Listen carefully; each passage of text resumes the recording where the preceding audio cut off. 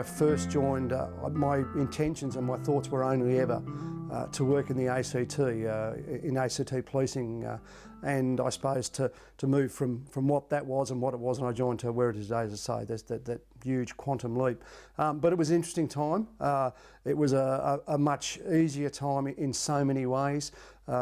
Before social media, before the internet, before computers in some cases, and I suppose that's one of my earliest memories of policing was when the first computers got installed into City Station in about 1982, 1983.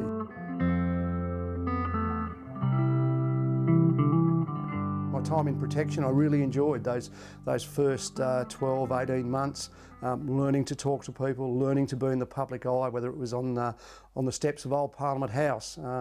One of my fondest memories from early days, I was actually the first police officer to salute Bob Hawke when he returned to Parliament House, Old Parliament House as it was then, as the new Prime Minister after being sworn in at Government House, and I still hold that memory dear.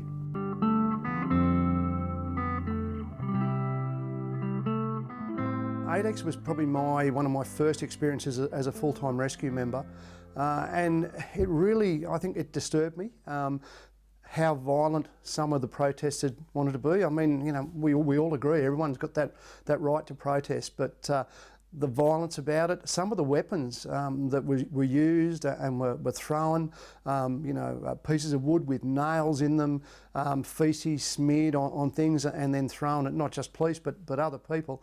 It was really, really difficult to deal with, and once again, it was a time when we as the AFP really came together. It was the first time I worked with Sydney-based and Melbourne-based officers from the AFP who came down to give us a hand, because obviously it was well beyond our capacity at the time. And in the end, a good result, and I think as the days went on and we dealt with some of the more violent protesters, and I think those violent protesters realised they weren't going to achieve what they wanted to achieve, there was actually a bit more rapport with the protesters, and it did settle down, and we were able to, whilst not have fun, actually appreciate what we were doing.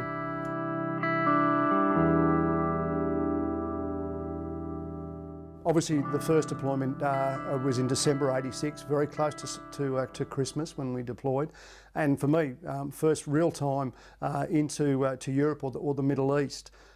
So it was a much different world for me, and I did struggle, especially, you know, those first few weeks around that Christmas time. But then I really started to appreciate what the United Nations were doing, but more so what we as Australians were doing, and that rapport that we had with the Cypriots, whether they be Turkish or Greek Cypriots. And it was a good 6 months. I learnt a lot. I really did. You know, and what I learned in those first 6 months in Cyprus really put me in good stead for a lot of the policing I did. But as I say, the thing that sits with me, a lot of early mornings, a lot of late nights, a lot of hard work, but a lot of socialising as well. You know, and once again with those other countries, with the British, with the Canadians. So I really learnt, you know, just a lot about other different cultures, but as I say, the thoughts that linger with me from both the first and second tours are just how wonderful our rapport was with the Cypriots and what we were able to achieve because we were Australians.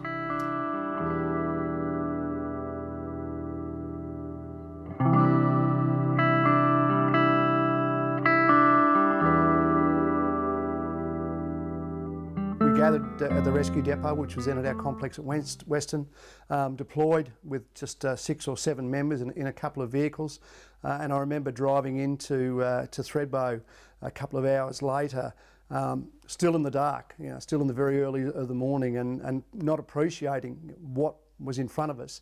But then as the sun rose and we saw Bobuck Lane and saw, you know, what had collapsed from the Alpine Way all the way through, yeah, it was a massive sight. And obviously at that stage we had no idea that there were still people alive in what remained of those lodges.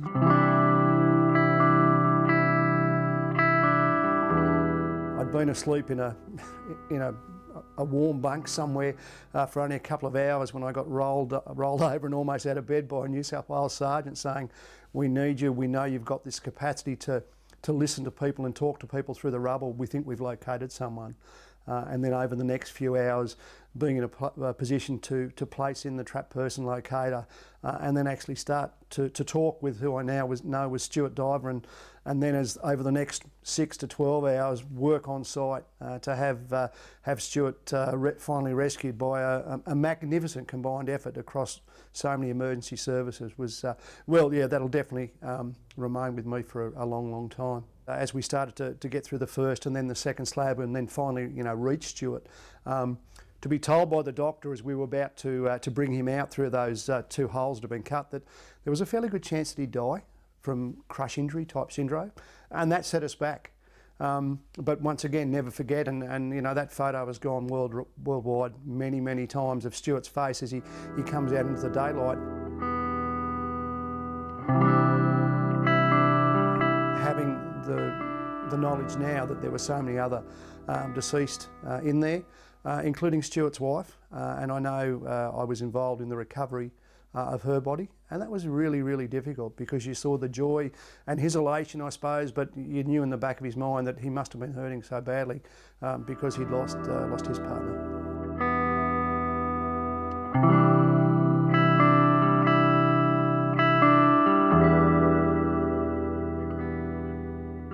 It was a great time. It was a unique experience.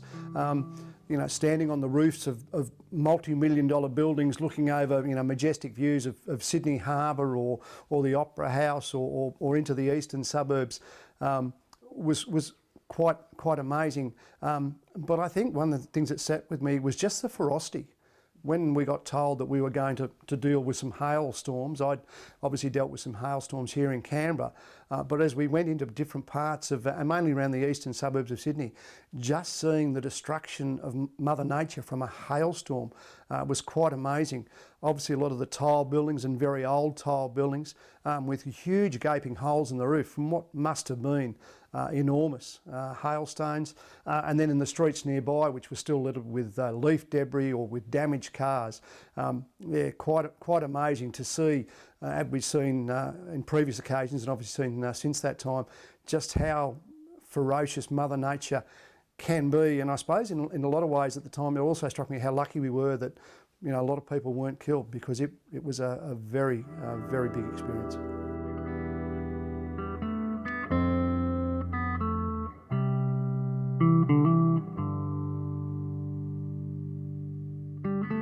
We arrived very tired once again, but I suppose going to Jalalegi and to the Sari Club and to Paddy's Pub and seeing it for the first time really set me back.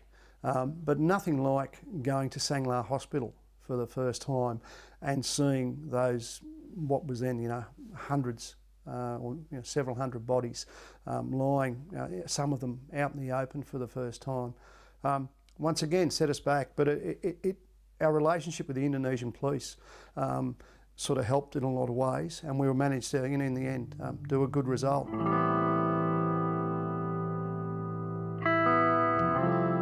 I remember standing in Paddy's Pub for the first time about 48 hours after the incident occurred, and one of the forensic members was trying to explain to me why he believed it was a suicide bomber.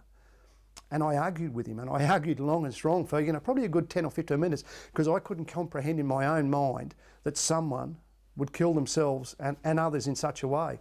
Obviously, it's literally a daily occurrence, but back then, never heard of. So to see it, for the first time, really was, quite confronting.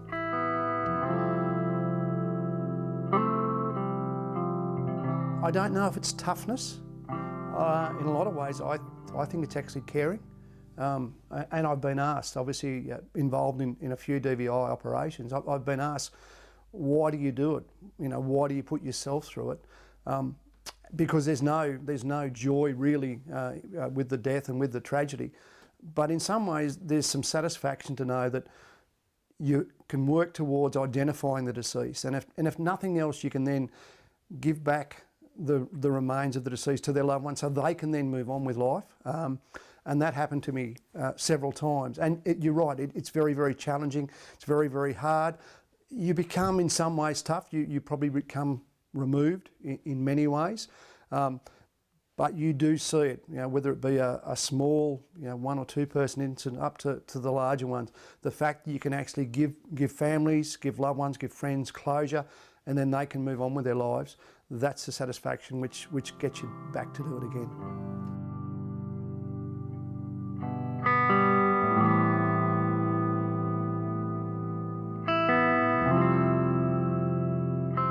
Everything that occurred before the tsunami, the Indian Ocean tsunami, I guess in a lot of ways prepared us for our response. I remember hearing about it on Boxing Day and thinking, Thailand, we really don't have a great involvement up there. I can't see us actually being deployed. A phone call a couple of hours later changed all that. And once again, we worked very closely with the rest of law enforcement across Australia and gathered in not just AFP, led by Carl Kent, but New South Wales Police and Victoria Police, and literally within 24 hours we were on a plane which had been donated by Virgin Airlines and up to the tsunami itself. Once again, extremely confronting sights. We were lucky enough to have AFP on the ground. Our people out of Bangkok had already come down to Phuket. But I suppose as we drove from Phuket up into the main area where it had been mainly affected, you saw the devastation first, and obviously that was hard enough, but then to get to some of the sites where the deceased had started to be brought to,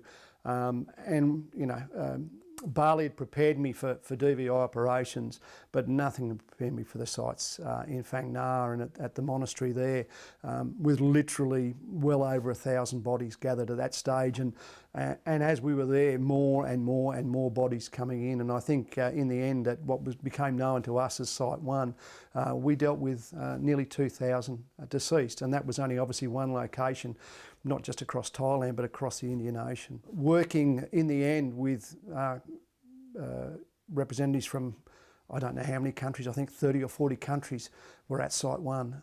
And because Carl had been made the Chief of Staff, I became the site commander. So for me, it was a giant step up. I mean, I dealt with other countries, I dealt with foreign law enforcement, but to all of a sudden be put in command of 30 or 40 countries and trying to deal with it. I think in some ways it was a great experience for me. Once again, it helped me very much with my career. It helped me with international relations. But I know I didn't get a lot of sleep for many weeks, but look back at it again and a great experience. And in the end, most of those people were identified and returned to their loved ones.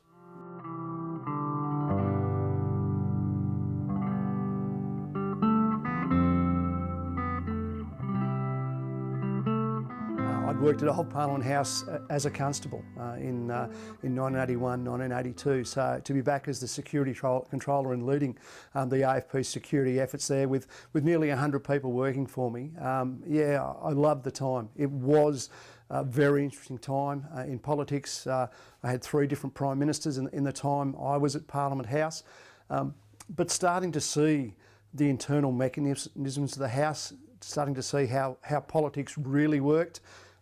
Starting to see that no matter what party, whether they be senators or members or ministers or the Prime Minister was from, some really lovely and genuine people.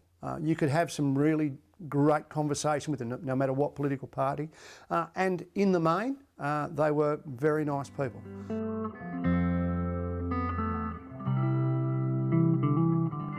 It is the people's house, everyone has the right to go there, but at the same time, how do you protect not just the politicians, but protect the people?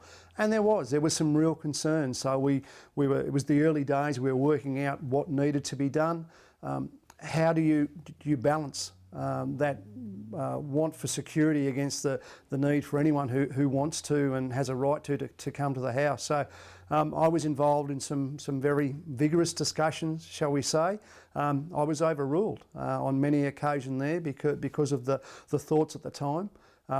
I think what's come to pass and what's now occurred, look, the House probably doesn't look as open as it was, but it is that fact of life, and it's the AFP's responsibility to protect everyone within that building, no matter who they are.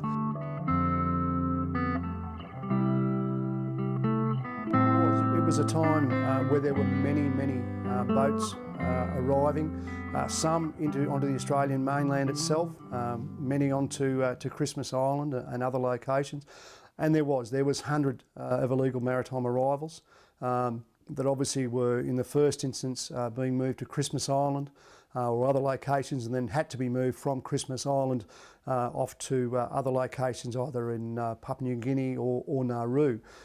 So we had quite a decent sized team and chartered aircraft moving people from one location to another. And it was difficult to see. I remember being on Stokes Wharf in Darwin as people got offloaded off one of the Navy vessels that had come in, and you could just see the fear on their faces. Obviously they'd already been through so much trauma, and now they were coming onto a country that they had no idea about. They had no idea what lay ahead of them. But at the same time, I saw the way that the AFP, that the military, that Border Force actually treated these people. And I suppose that was the thing I took from that. No matter the circumstances, the Australians were doing what the Australians always do and doing the best they could for these people, no matter what the circumstances was. And then we moved these people, as I say, from Darwin, from Christmas Island to Nauru, to PNG, to other locations around the world.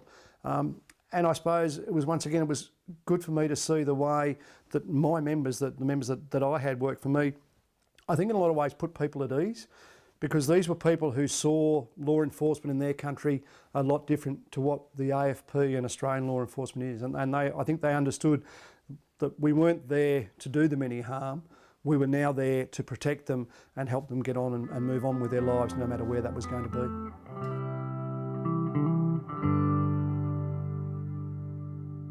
I remember, back in 1981, joining an organisation that I've got to say was still slightly dysfunctional.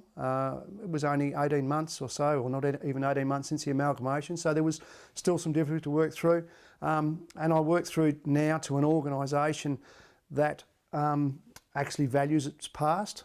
Coming up to our 40th year, there is a real sense of we do have history, not just in our 40 years, but in the 100 years of Commonwealth policing. So there's some real camaraderie coming into the organisation then, and I think that's what we will help the AFP in future, that we have got a real history now, that we've done things not just that I've been involved in, but the things that we've done over the years. We really have, and it's a cliche, but we've really made a difference to Australian society, and I really do believe that. So I suppose that's what I'll be my takeaway, that we've made that difference over that time, and I think where we're going we'll continue to.